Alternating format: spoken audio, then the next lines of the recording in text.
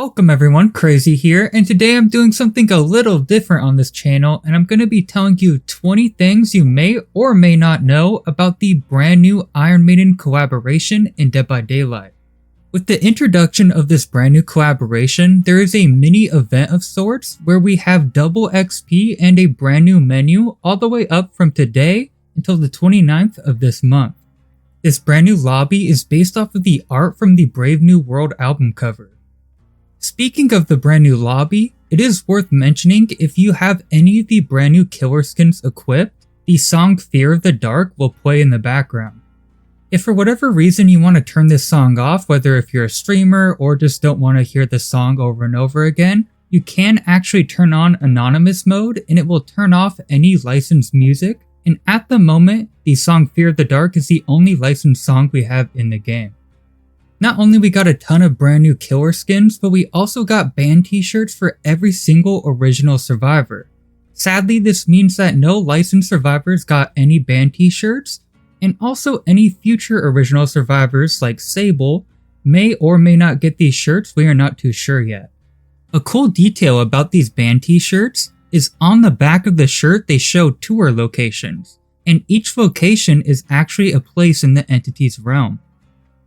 For most survivors, it will just be the basic shirt like you see here, but for Jeff and Kate, they actually have a unique VIP pass lanyard, which is very fitting for their character.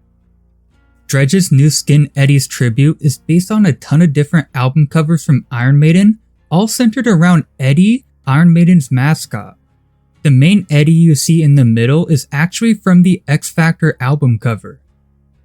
On Dredge's right shoulder, you can actually see Trooper Eddie from the Trooper single cover.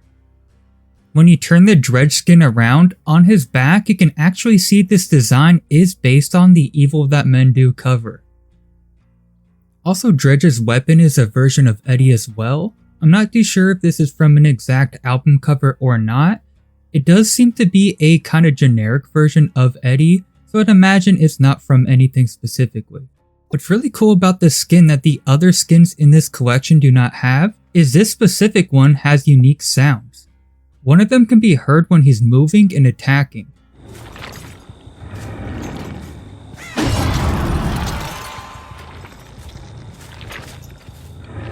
This skin also has unique sounds for when you fall.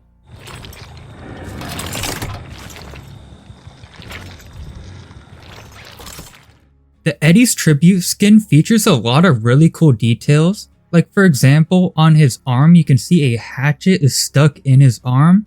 He also has a cool electric guitar, as well as a chopped off hand hanging down below. The Stranger Eddie skin for Deathslinger is a really cool skin in my opinion, and is actually based on the Stranger in a Strange Land single cover.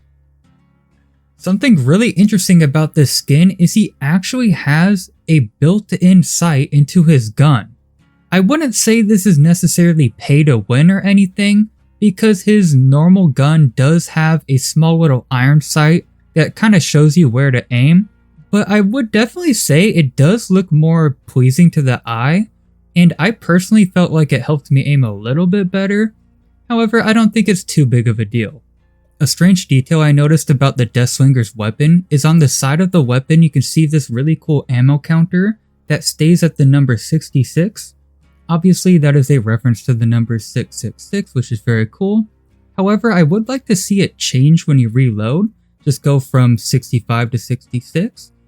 Not too big of a deal, but I did find it very strange that it just stays static.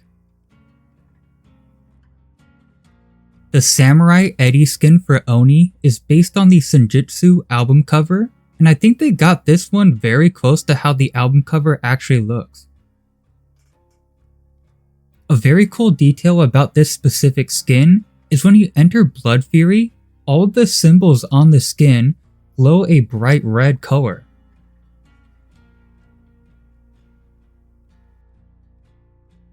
This skin also has some other very cool details, such as a mini Eddie head on the weapon.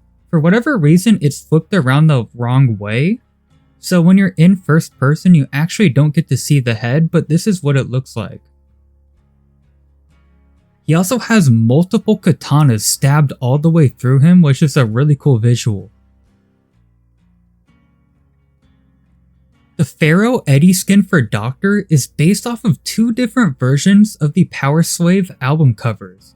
You can tell it's based off of both of them because you can see the chains and electricity from one of the covers and the Pharaoh look from the other.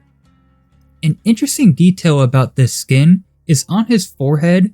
It seems he was stabbed by something. I'm not sure if these are metal spikes or knives, but it seems to be some kind of metal objects that were stabbed in his head. And for the last fact, the Doctor's Power Slave skin's weapon has no electricity effect on the weapon itself. I'm not too sure if there's any other weapons like this that have no electricity effect, but I know most of his weapons do have that kind of electric effect on it. So it's very strange this one does not. And yep, that's basically it for today's video. I hope you all enjoyed and learned some new things. If you did, a like would be much appreciated and a subscribe. And as always, I hope you all have a wonderful day and stay safe in the fog, everybody.